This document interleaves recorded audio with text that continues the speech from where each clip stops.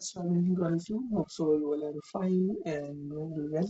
तो अल्लाह के नाम से शुरू करते हैं जो बड़ा मेहरबान और नहायत रहम करने वाला है। तो आज की जो हमारी वीडियो है, चूँकि हमने एंडोक्राइन स्टार्ट किया हुआ है, तो आज की जो वीडियो है उसमें हमने thyroid hormone, thyroid stimulating hormone के बारे में देखेंगे, जो कि आगे चलकर T3 T4 बनाता है इन थायरॉइड ग्लैंड्स। और आज हम पैराथायरॉइड ग्लैंड के बारे में देखेंगे। तो हमारा जो थायरॉइड का जो ओवरऑल है वो हम आज कवर कर जाएंगे।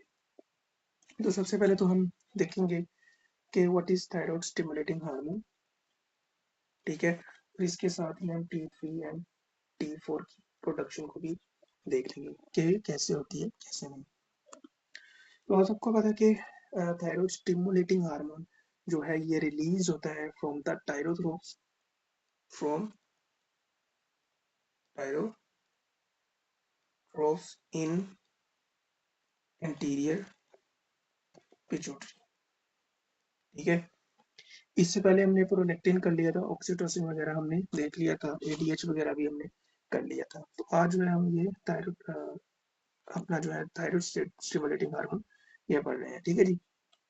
तो ये जो थायरॉइड स्टिमुलेटिंग हार्मोन है, फिर बेसिकली अगर हम एक लूप बनाए तो हमारा हाइपोथैलेमस होता है, वो थायरोट्रोपिन रिलीजिंग हार्मोन सिक्रीट करता है।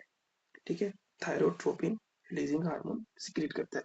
पहले भी बताया कि जितने भी रिलीजिंग हार्मोन्स है ना, except to ADH and oxytocin, बाकी जितने भी रिलीजिंग हार्मोन है वो आपको हाइपोथैलेमस बनाता है। अब ये जो रिलीजिंग हार्मोन है ये आपके पिट्यूटरी पर एक्ट करते हैं। ठीक है, एंटीरियर पिट्यूटरी पर। ठीक है, और उसके बाद जितने भी स्टिमुलेटिंग हार्मोन है ना वो आपका पिट्यूटरी रिलीज करता है। तो थायरॉइड स्टिमुलेटिंग हार्मोन, अब ये थायरॉइड स्टिमुलेटिंग हार्मोन है ये आपके थायरॉइड पर जाता है, T3 T4 की प्रोडक्शन करवाता है, उनकी रिलीज करवाता है, एटसेट्रा एटसेट्रा। ठीक है जी। तो अब आ जाओ व्हाट इज थायरॉइड हार्मोन। अब जो आपका थायरॉइड ग्लैंड है ना, थोड़ा सा अगर हम इसकी बेसिक की तरफ आए तो आपका thyroid gland is endodermal in origin होता है।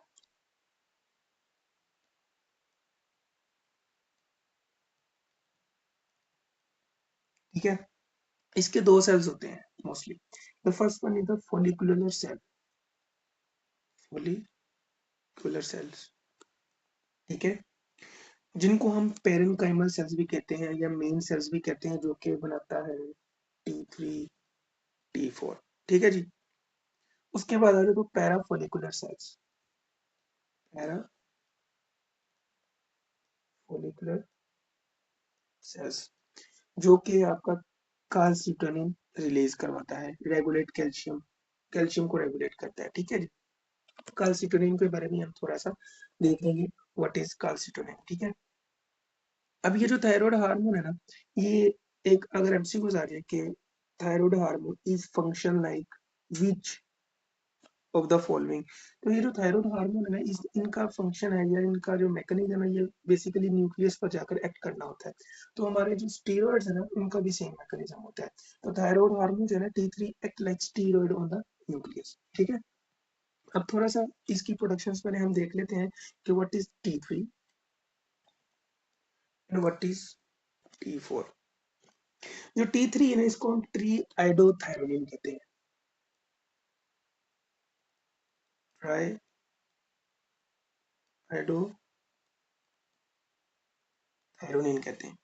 और ये जो T4 होता है इसको हम try tetra tetra sorry try कह रहा हूँ टेट्रा आइडोथायरोनिन कहते हैं।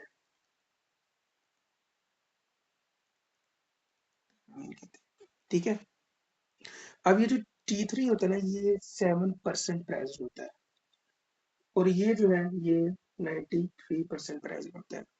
बायोलॉजिकली जो एक्टिव है वो ओनली T3 है, और ये इनएक्टिव होता है। सो दैट्स वाई जब आपका टी फोर होता है वो पेरिफेरी में जाके कन्वर्ट होता है T3 में, ताकि T3 काम कर सके। ठीक है, जब एक मर्तबा T4 T3 में कन्वर्ट हो जाए तो T3 जो है ये दोबारा कन्वर्ट नहीं हो सकता T4 में। तो यू कैन से can not convert into T4। लेकिन जो कि आपको पता है कि इनएक्टिव फॉर्म में है, तो ये इनएक्टिव फॉर्म में एक्टिव फॉर्म में होता है, तो दैट्स मीन्स कि T4 जो है वो T3 में कन्वर्ट हो सकता है। तो ये तो थोड़े से मोटे मोटे concept, what is T3 and T4, ठीक है। अब आ जाओ, what is the synthesis of thyroid hormone, बड़ा इंपॉर्टेंट है।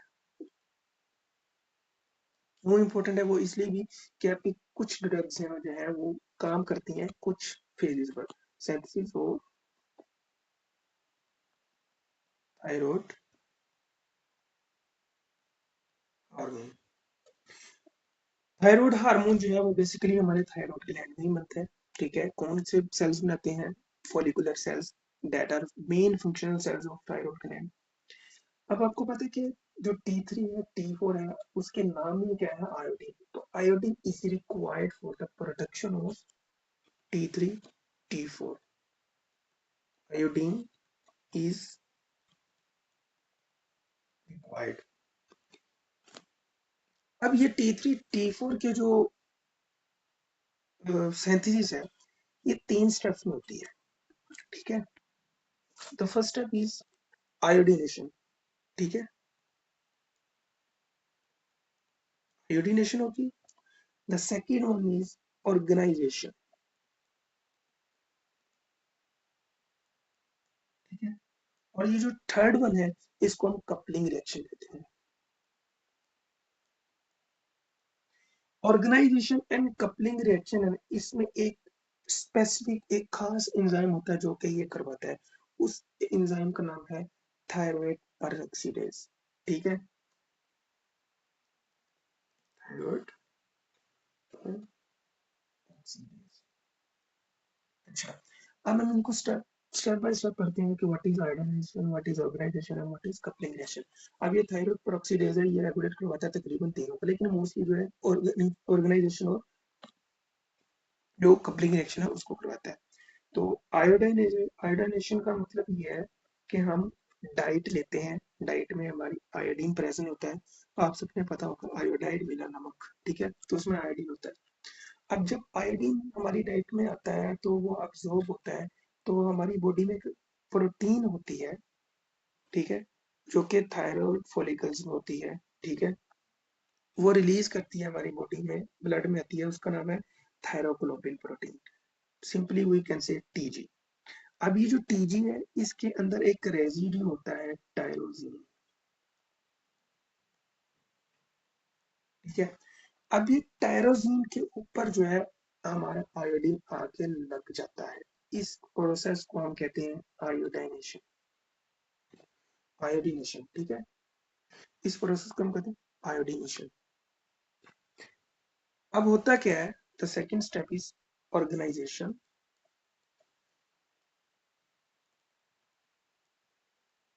अब जब ये आयोडीनेशन हो जाता है, organization, it is a process of incorporating iodine into a tyrosine residue within the थायरोग्लोबिन।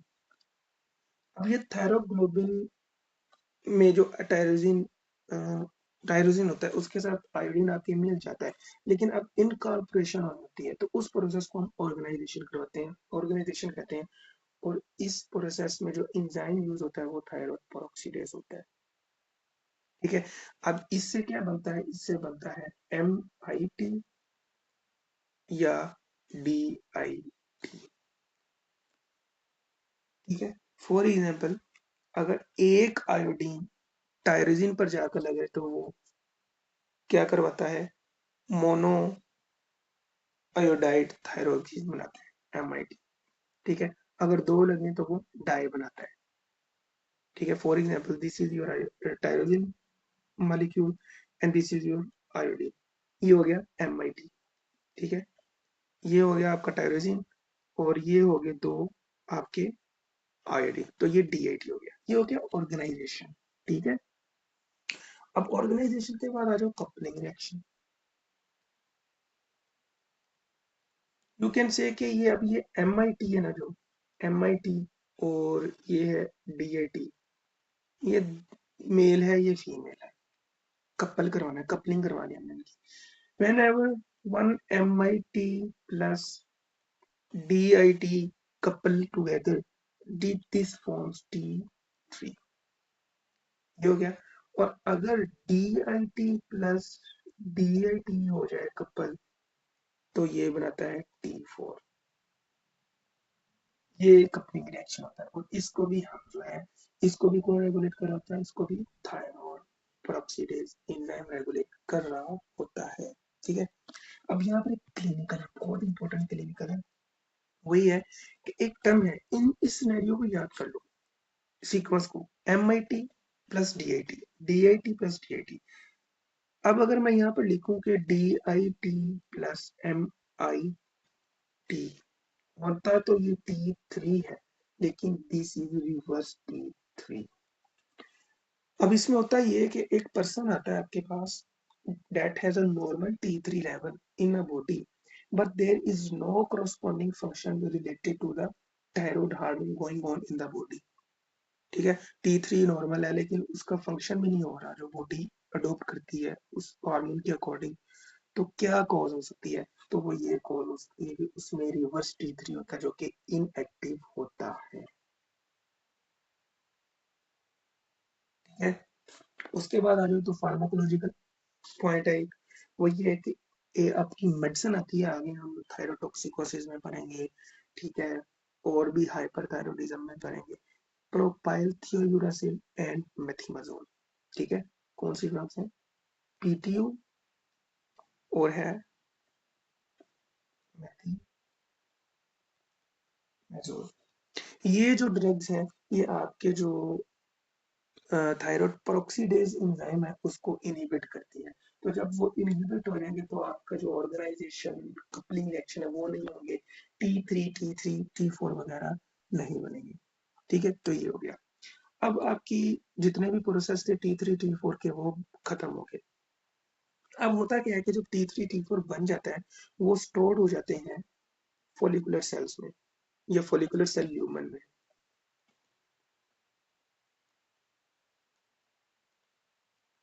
ठीक है। अब जब ये स्टोर हो जाते हैं तो जब हमारी बॉडी को जरूरत होती है तो TSH जो है वो रिलीज होता है फ्रॉम द एंटीरियर पिट्यूटरी। जब ये प्रोड्यूस होता है रिलीज होता है, ये जो TSH है ये क्या करता है कि ये थायरोग्लोबिन पे जाकर अटैच हो जाता है, वो एंडोसाइटोस कर देता है T3 T4 को जो कि DIT MIT होते हैं प्लस प्लस। ठीक है। Into follicular cells again, follicular cell से जो है फोलिकुलर सेल ल्यूमन से जो है वो सेल्स में चला जाता है दोबारा T3 T4। वहां पर खास किस्म का एंजाइम होता है जिसका नाम है प्रोटीएज। ठीक है। अब ये जो प्रोटीएज है ना, ये थायरोग्लोबिन जो है इसके ऊपर T3 T4 होते हैं। ये प्रोटीएज जो है ये T3 T4 की क्लीवेज करवाकर T3 T4 को फ्री कर देता है,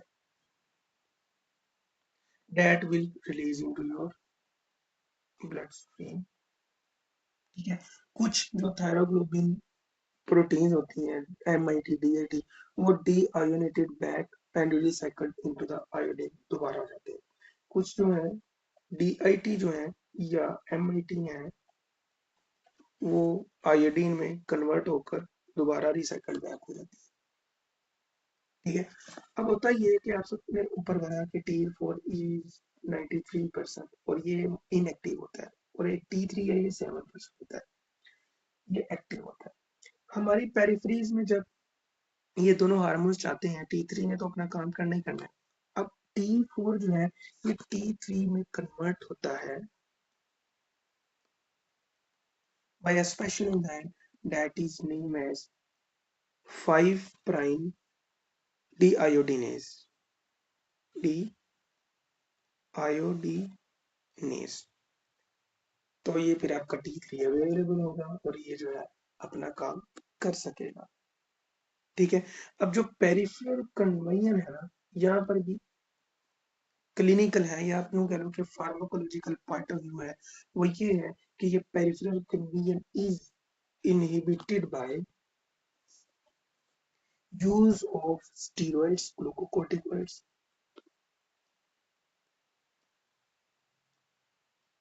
ग्लूकोकोर्टिकोइड्स। ठीक है।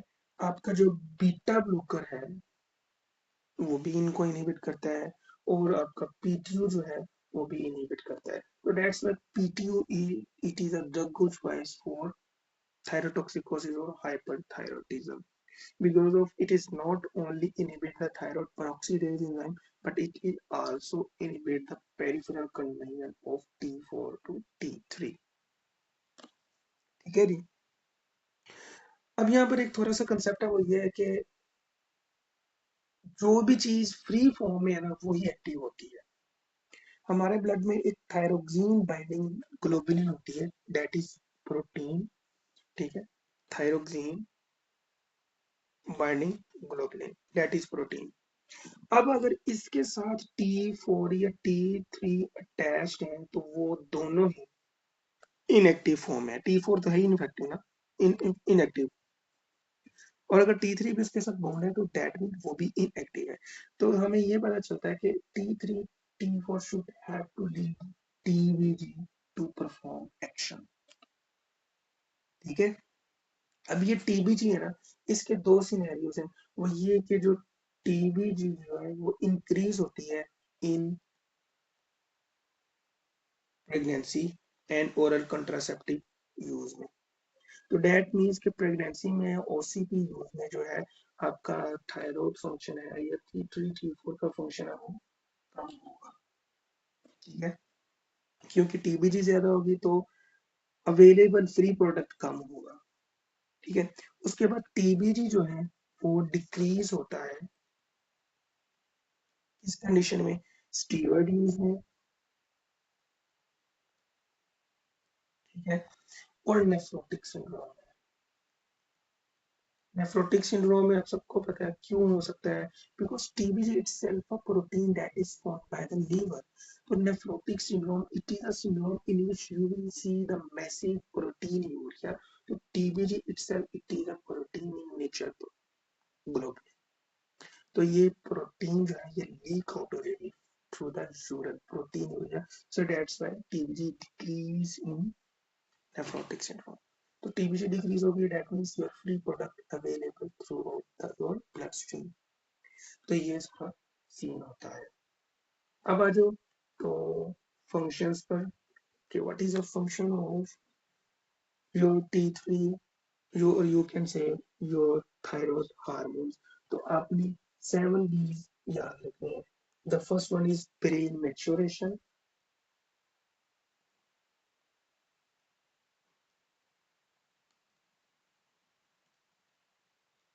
ब्रेन मैच्योरेशन होती है। ठीक है जी। उसके बाद आ रहे तो बोन ग्रोथ होती है।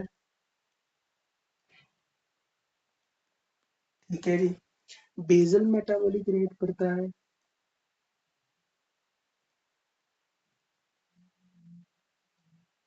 ठीक है जी। ब्लड शुगर लेवल जो है उसको मेंटेन करता है।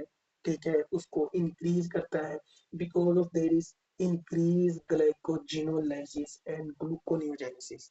ठीक है, तो आप यूं कह सकते हो कि जो आपका थायराइड हार्मोन है इट इज अ डायबिटोजेनिक। ठीक है, तो क्या करता है, ब्लड शुगर को इंक्रीज करता है। ठीक है, उसके बाद आ जाओ तो break down of the lipids करता है, मींस लाइपोलाइसिस करता है because of blood sugar gluconeogenesis है ना। उसका मतलब ये है कि नए प्रोडक्ट से ग्लूकोज बनाना। तो लाइपोलाइसिस होती है तो उससे फ्री फैटी एसिड्स बनते हैं। फ्री फैटी एसिड्स जो है वो फिर यूज होते हैं ग्लूकोनियोजेनेसिस के लिए। तो दैट मींस के आपकी लाइपोलाइसिस भी एक बार हमेशा याद रखना कि जहाँ पर ग्लूकोनियोजेनेसिस होगी वहां पर लाइपोलाइसिस भी होगी। ठीक है जी। उसके बाद आ रहे हो तो surfactant production in the babies. Surfactant production in the babies. तो ये था सारा थायराइड हार्मोन से रिलेटेड जो कि आपने पढ़ना भी है। ठीक है जी। अब आ जाओ पैराथायराइड हार्मोन पर। तो पैराथायराइड हार्मोन की तरफ बढ़ते हैं। तो व्हाट इज पैराथायराइड हार्मोन। तो ये जो पैराथायराइड हार्मोन है ना,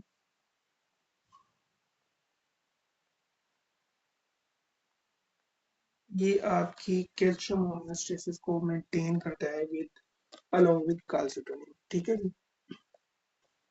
तो जो ये पैराथायरॉयड हार्मोन, पैराथायरॉयड ग्लैंड के बारे में पहले पढ़ लेते हैं कि व्हाट इज पैराथायरॉयड ग्लैंड। तो पैराथायरॉयड ग्लैंड है ना, these are four in numbers. For example, this is your back side of thyroid gland. तो ये फोर ही नंबर होते हैं present posterior on the back of the thyroid gland. Superior होते हैं, ये वाले सुपीरियर हैं और ये वाले जो है ये इन्फीरियर है जी। जो सुपीरियर ग्लैंड है ना, वो आते हैं फोर्थ फ्रेंजियल पोर्ट से, और जो इंफीरियर है वो आते हैं थर्ड फ्रेंजियल पोर्ट से। तो ये दो पॉइंट लाजमी याद रख लेना आप सब, ठीक है। अब जो पैराथायरॉयड हार्मोन है, इसका फंक्शन क्या है? Parathyroid hormone release, parathyroid hormone या पैराथायरॉयड ग्लैंड जो है release the parathyroid hormone mainly regulate serum calcium levels. अब कैल्शियम की आपको पता है कि बहुत सारे फंक्शन है, ठीक है। मसल कॉन्ट्रैक्शन में काम होता है, ठीक है, आपको पता है, ठीक है। नर्व कंडक्शन, ये भी फंक्शन हो गया, ठीक है। कोएगुलेशन फैक्टर में कैल्शियम की जरूरत होती है, ठीक है। Bone strength, yes of course, bone strength. तो ये मेन फंक्शन है कैल्शियम के। इसका स्टिमुलस क्या है कि हमारी बॉडी में कैल्शियम जो है वो कब प्रोड्यूस होता है? तो एक strong stimulus for the calcium increase, और you can say strong stimulus for the increase serum calcium level is hypocalcaemia. आपकी बॉडी में हाइपोकैल्सीमिया होगा, ठीक है। That will leads to message, और यू कैन से कि हाइपोकैल्सीमिया मैसेज करेगा आपके पैराथायरॉयड ग्लैंड को कि भाई मेरा कैल्शियम लेवल बहुत कम है, यू हैव टू स्क्रीट और you have to save me from depleting further calcium level in my body. So hypocalcemia triggers the parathyroid gland, and your parathyroid gland will release the parathyroid hormone, ठीक है। तो parathyroid hormone जो है ये basically produce by the chief cells of the parathyroid glands. तो यहाँ पर बात याद रखो, chief cells of parathyroid gland. Regulation इसकी वही है, strong stimulus is the hypocalcemia, ठीक है। जब हाइपोकैल्सीमिया डिटेक्ट होगा, हाइपोकैल्सीमिया मैसेज करेगा चीफ सेल को, चीफ सेल को कहेगा कि भाई पैराथायरॉयड हार्मोन बनाओ। पैराथायरॉयड हार्मोन जो है वो हम आपकी ब्लड स्ट्रीम में आ जाएगा। ब्लड स्ट्रीम में जब आएगा तो होगा क्या कि ये आपकी बोन्स पर चला जाएगा। तो बोन्स, आपको पता है कि bones are rich of calcium, ठीक है। लेकिन हमारे आपको ये भी पता है कि हमारी बोन्स में टू काइंड्स ऑफ सेल्स होते हैं। The first one is osteoblast, that is bone forming cells, and the second one is osteoclast, bone dissolving cells।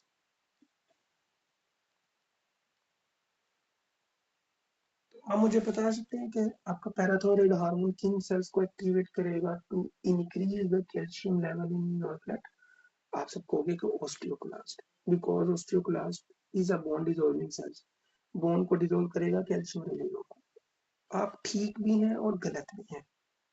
तो इसलिए भी कि ओस्टियोक्लास्ट पर पैराथायरॉयड ग्लैंड, पैराथायरॉयड हार्मोन के रिसेप्टर नहीं होते। पैराथायरॉयड हार्मोन जो है बेसिकली एक्ट करता है ओस्टियोक्लास्ट पे विया हेल्प ऑफ ओस्टियोब्लास्ट। अब ये जो पीटीएच है ये बाइंड करता है लैंग एल लेगन पर, जो कि प्रेजेंट होते हैं ओस्टियोब्लास्ट पर। इसका कहने का मतलब ये है कि जब पैराथायरॉयड हार्मोन इस रिसेप्टर पर आकर अटैच करेगा ऑस्टियोब्लास्ट पर, तो ऑस्टियोब्लास्ट का फंक्शन ये होगा कि ये इनएक्टिवेट हो जाएगा और correspondingly या simultaneously osteoclast को एक्टिव करेगा थ्रू दिस एक्टिविटी। ठीक है, तो जब osteoclast एक्टिव हो जाएगा तो एट द एंड आपके osteoclast ही एक्टिवेट रहे होते हैं।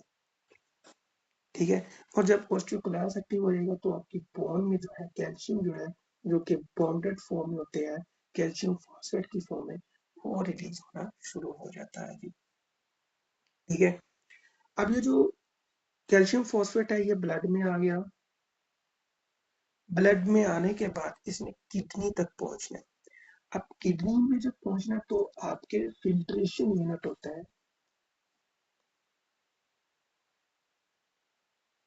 जी मतलब ग्लोमेरुलर अपरेटस होता है ये वाला, ये पीसीटी होता है, डिस्टल होता है, एक्सेट्रा। ठीक है, अब कैल्शियम फॉस्फेट ने आना है, इसने यहाँ से फिल्टर होना है। ठीक है, अब जब फिल्टर हो जाएगा तो ये कैल्शियम है और ये फॉस्फेट है, ये दोनों स्प्लिट हो जाते हैं। ठीक है, अब यहाँ पर कुछ चैनल्स होते हैं जो कि फास्फेट को रीअब्सॉर्ब करते हैं। आपका जो पैराथायरॉयड हार्मोन है ना, वो इस चैनल्स को इनहिबिट करता है। क्यों?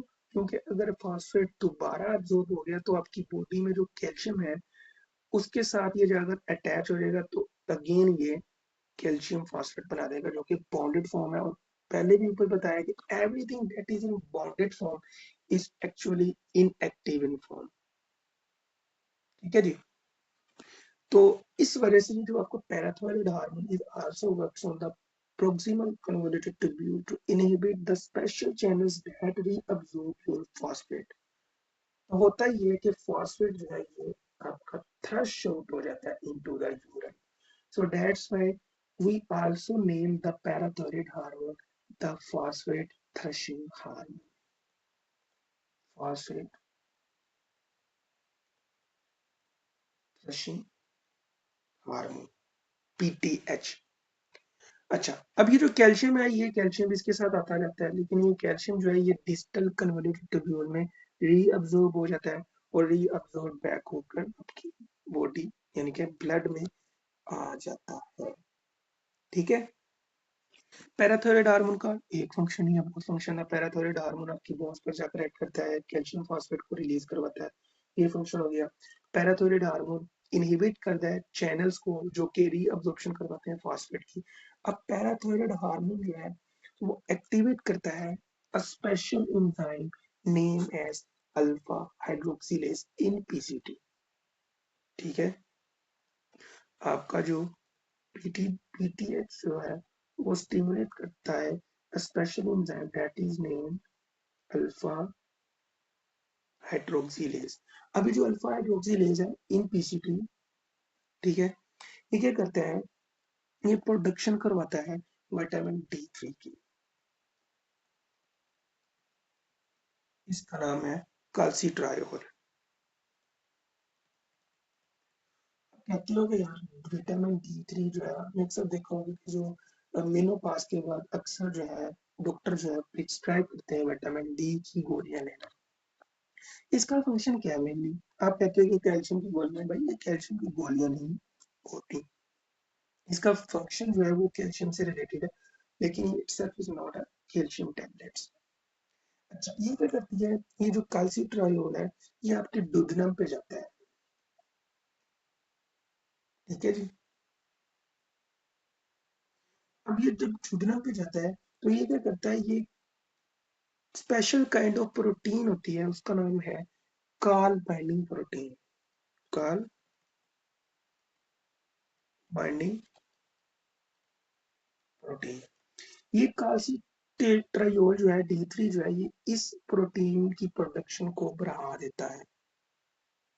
ठीक है, तो जब इस प्रोटीन की प्रोडक्शन को बढ़ा देता है, काल बाइंडिंग प्रोटीन हमारी ड्यूडेनम में होती है, तो ये क्या करती है कि जो हमारी डाइट के थ्रू कैल्शियम आ रहा होता है ना, जो भी आप दूध पीते हैं, पालक खाते हैं, तो ये उसकी अब्जॉर्प्शन को इंक्रीज कर देता है।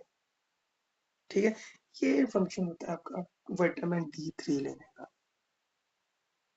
ठीक है, तो ये तो सारा क्या फंक्शन होता है पैराथायरॉयड हार्मोन का, क्या नहीं, कैसे रेगुलेशन होती है, कैसे नहीं, एक्सेट्रा एक्सेट्रा। अब यहाँ पर आ जाओ, एक क्लिनिकल है बहुत important, hypercalcaemia of the malignancy. Hypercalcaemia of pregnancy.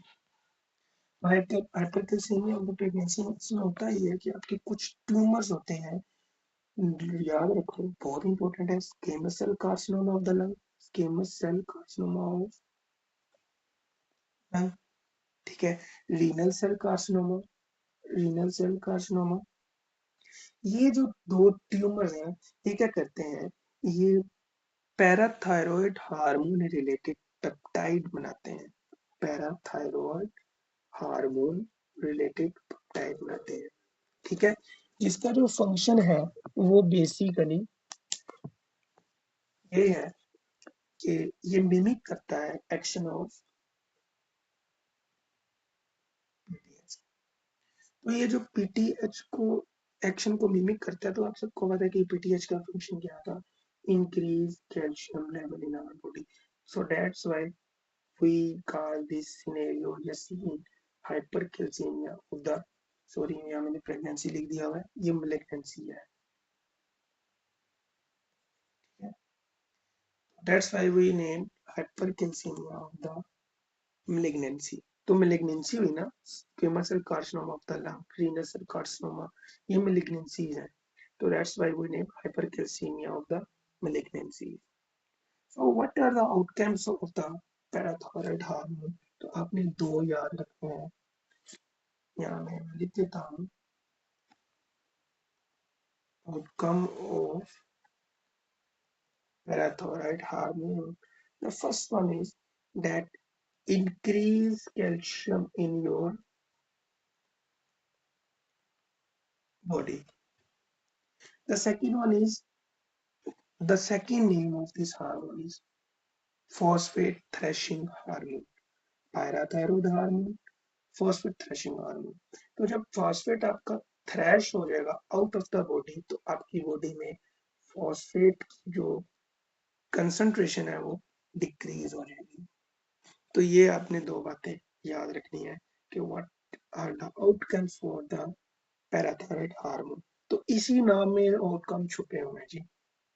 Parathyroid hormone का मेन फंक्शन क्या था, increase calcium in your body, और इसका दूसरा नाम क्या था, फॉस्फेट थ्रेशिंग हार्मोन। और इसी में इसका दूसरा आउटकम छुपा हुआ है, वो ये है कि जब थ्रैश आउट हो रहा है phosphate, that will lead to the decrease serum level of phosphate in your body. तो ये थी जी आज की वीडियो, होप सो आपको समझ आई होगी। मुझे दीजिए नेक्स्ट वीडियो तक के लिए इजाजत, अपनी दुआ में हमेशा याद रखें। अल्लाह हाफिज।